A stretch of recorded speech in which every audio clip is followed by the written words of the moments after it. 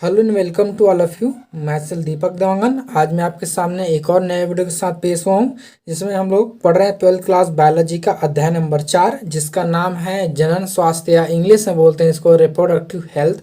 इसके अंतर्गत हम लोग पढ़ रहे हैं एमनियोसेंटेसिस के बारे में। आज हम लोग देखेंगे कि एमनियोसेंटेसिस क्या होता है, इसको क्यों किया जाता है, इसकी प्रक्रिया क्या होते हैं, इसके बारे में हम पूरा डिटेल में इसको हम इसमें देखेंगे। तो इस वीडियो को अंतिम तक देखते रहिए और समझने का कोशिश कीजिए कि ये हमारे लिए क्यों इम्पोर्टेंट होता है। ठीक है, तो शुरू करते हैं आज का हमारा टॉपिक, जिसका नाम है एमनियोसेंटेसिस। तो इसका पहले देखते हैं परिभाषा। तो बोलते हैं ऐसी मेथड जिसके थ्रू यूटेरस में पल रहे बेबी में क्रोमोसोमल स्ट्रक्चर नंबर्स में एबनॉर्मलिटी का पता लगाया जाता है, एमनियोसेंटेसिस कहलाता है। ठीक है, एक ऐसी विधि होती है जिसके द्वारा जो शिशु होता है, शिशु यूटेरस में या पेट में जो पल रहे होते हैं, उसमें उसका क्रोमोसोमल एक्टिविटी यानी कि क्रोमोसोमल की स्ट्रक्चर का या उसमें एबनॉर्मलिटी का, अगर उसमें कोई नंबर में फेर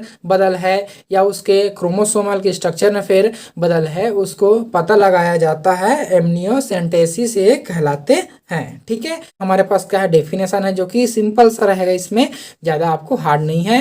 तो ये होगा हमारे में study of amniotic fluid is called amniocentesis. ठीक है, एमनियोसेंटेसिस के अंदर एमनियोटिक फ्लूइड का स्टडी किया जाता है, जिसको बोलते हैं एमनियोसेंटेसिस के नाम से जाना जाता है। ठीक है, अब इसमें इसका नाम से स्पष्ट हो रहा है क्या है। एमनियो मतलब होता है एमनियोटिक कैविटी के अंदर। एमनियोटिक कैविटी जैसे हमारे पास पहले क्या होता है, एब्डोमिनल रीजन होता है, फिर एब्डोमिनल के बाद जो है आपका यूटेरस का वॉल होता है, और उस यूटेरस के वॉल के अंदर एक कैविटी पाया जाता है, जिसको बोलते हैं एमनियोटिक कैविटी। और उस एमनियोटिक कैविटी के अंदर एक फ्लूइड रहता है, जिसको बोलते हैं एमनियोटिक फ्लूइड कहते हैं। और उस फ्लूइड में जो है वो एमनियोटिक सेल रहते हैं, जिसको जो है बाहर निकालकर उसका जो है स्टडी इसमें किया जाता है, उसका कैरियोटाइप निकालकर उसकी स्टडी को इसमें किया जाता है। ठीक है, तो ये उसकी प्रक्रिया होती है। तो study of amniotic fluid is called amniocentesis. आप इस तरह से इसको याद रख सकते हैं। ठीक है, बेबी को सराउंड किए हुए बेबी का क्रोमोसोमल पैटर्न पाया जाता है। ठीक है, जो हमारे पास जो एमनियोटिक फ्लूइड है, एमनियोटिक फ्लूइड एक प्रकार का क्या होता है, क्रोमोसोमल पैटर्न होता है। किसका होता है वो, मदर का कि उस फीटस का। तो वो फीटस का ही क्रोमोसोमल आपका पैटर्न के रूप में वो पाए जाते हैं, क्योंकि मदर का तो उसमें पहले से जब जायगोट का जब फॉर्मेशन हुआ था उस समय वो चला गया था, लेकिन उस समय जब वो शिशु गर्भ में पल रहे होते हैं तो उस समय उसका क्रोमोसोमल पैटर्न जो है उस बेबी का ही उसमें रहता है, किसमें, उस एमनियोटिक फ्लूइड में जो है वो रहता है, और जिसकी स्टडी जो है इसमें किया जाता है। ठीक है, तो उसी एमनियोटिक फ्लूइड का स्टडी इसमें किया जाता है, जिसमें शिशु का क्रोमोसोम जो है उसमें रहता है, क्रोमोसोम पैटर्न उसमें जो है वो पाए जाते हैं। और हम लोग जानते हैं कि उसमें क्या हो सकते हैं, या तो मेल हो सकता है या तो फीमेल हो सकता है। ठीक है, तो उसमें जो क्रोमोसोम है, अगर वहां पर एक्स है तो क्या होगा, वो फीमेल होंगी, अगर वहां पर एक्स और वाई है तो मेल होगा। तो इस तरह से उसकी स्टडी इसमें जो है वो किया जा सकता है। अगर ये तो हुआ सेक्स क्रोमोसोम की बात हुआ, अगर उसमें ऑटोसोमल कोई रिसेसिव या डोमिनेंट या उसमें किसी भी प्रकार के अन्य डिसऑर्डर है, तो उसको पता लगाने का भी काम इसके अंदर जो है वो किया जाता है। अगला जो हमारा वीडियो आएगा उसमें मैं बताऊंगा कि ऑटोसोमल और सेक्स क्रोमोसोम के थ्रू जो है कौन कौन से रोग इसमें होते हैं। इन सब के बारे में हम लोग जो है अगला जो हमारा वीडियो रहेगा उसमें हम लोग देखेंगे। लेकिन आज का हम देख रहे हैं एमनियोसेंटेसिस को देख रहे हैं, तो इसमें एमनियोटिक फ्लूइड का जो है इसमें स्टडी किया जाता है। चलिए, तो उसके आगे देखते हैं, हमारे में यूज़ देखते हैं एमनियोसेंटेसिस का यूज़ क्या क्या होता है, उसको हम लोग यहाँ पर देख लेते हैं। तो यूज़ नंबर 1 में हमने पूरे को यहाँ पर लिख दिए हैं। तो इसमें आएगा हमारे में क्रोमोसोमल जेनेटिक डिसऑर्डर का जो है आइडेंटिफिकेशन किया जाता है, मतलब क्रोमोसोम की स्थिति कि किस तरह से वहाँ पर क्रोमोसोम है, मेल है या फीमेल है, उसकी स्टडी इसमें किया जा सकता है।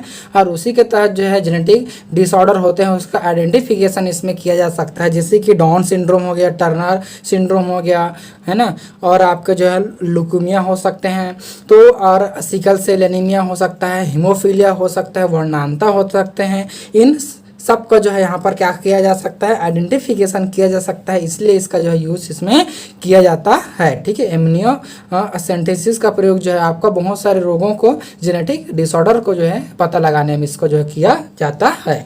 अब इसका मिसयूज देखते हैं, तो सबसे बड़ा इसका मिसयूज क्या है, आपका जेंडर डिटर्मिनेशन का सबसे बड़ा मिसयूज है। ये जो हमारे पास आया था एमनियोसेंटेसिस, इसको जो है क्रोमोसोमल आपका डिसबैलेंस एवं जो है जेनेटिक डिसऑर्डर के आइडेंटिफिकेशन के लिए इसको इंजेक्ट किया जाता है या इजाक्ट किया, इसको आपका इन्वेंट किया गया था। लेकिन इसका मिसयूज क्यों हुआ, जेंडर डिटर्मिनेशन के लिए हुआ, कि अर्थात इसमें लड़की है या लड़का है उसको पता लगाने के लिए इसका प्रयोग जो इसमें किया गया। ये जो है इसका सबसे बड़ा, बहुत ही बड़ा जो है इसका मिसयूज था। ठीक है, जो हमारे पास टेक्नोलॉजी आते हैं उसका हम लोग यूज़ और मिसयूज करते हैं, तो इसमें से सबसे बड़ा इसका मिसयूज यही था कि इसमें जेंडर का आइडेंटिफिकेशन किया गया।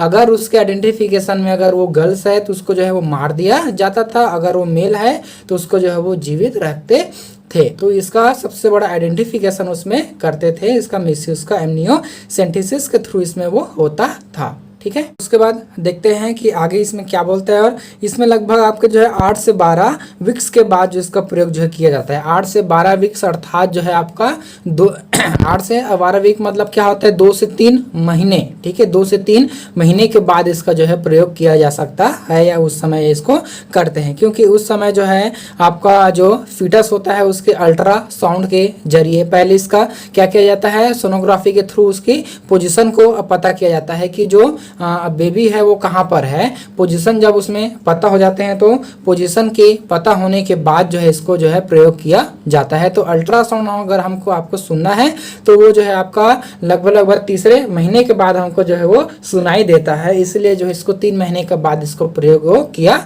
जाता है। ठीक है, तो इसका प्रोसेस क्या होता है इसको भी देख लेते हैं हमारे पास। तो सबसे पहले हमारे पास क्या पाया जाता है, एब्डोमिनल वाल होते हैं। ठीक है, क्या पाए जाते हैं, एब्डोमिनल वाल, जो कि एब्डोमिनल कैविटी के जो वाल होते हैं उसको बोलते हैं एब्डोमिनल वाल। और एब्डोमिनल वाल के नीचे हमारे पास पाए जाते हैं, क्या पाए जाते हैं, आपका यूटेराइन वाल पाया जाता है, जिसमें आपके जो है 3 इसमें लेयर हमारे पास पाया जाता है, एंडोडर्म, मेसोडर्म और मायोडर्म। ठीक है, इसे तो है क्या,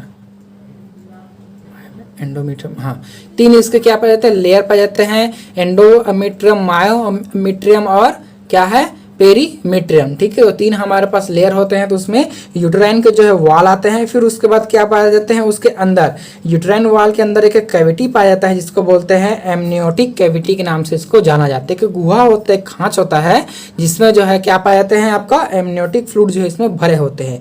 तो एमनियोटिक कैविटी के अंदर जो है एमनियोटिक फ्लूइड भरा रहता है, और इस एमनियोटिक फ्लूइड में जो है आपका क्या पाए जाते हैं, सेल पाए जाते हैं, जिसको बोलते हैं हमारे में फीटल सेल के नाम से इसको जो है वो जाना जाता है। फीटल सेल होता है। ठीक है, तो फीटल सेल उसमें जो है वो पाए जाते हैं। ठीक, जो फीटस का सेल होता है वही उसमें होता है।